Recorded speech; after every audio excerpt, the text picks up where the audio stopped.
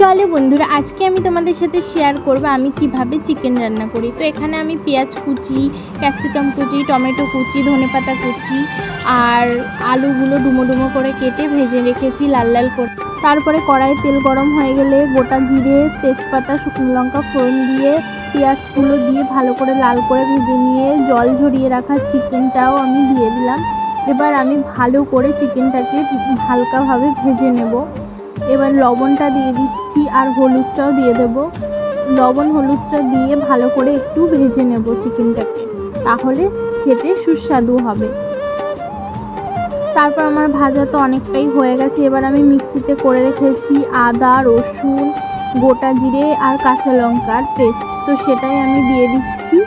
আমি আজকে কাঁচা লঙ্কা দিয়েই চিকেনটা করছি, তোমরা চাইলে এখানে শুকনো লঙ্কাও ব্যবহার করতে পারো।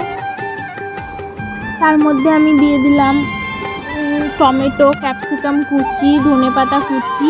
তো এইগুলো দিয়ে আমি একটু ভালো করে কষিয়ে নেব। তারপর আমার অনেকটাই কষানো হয়ে এসছে। এরপরে আমি একটু লাল লঙ্কার গুঁড়ো দিয়ে দেব।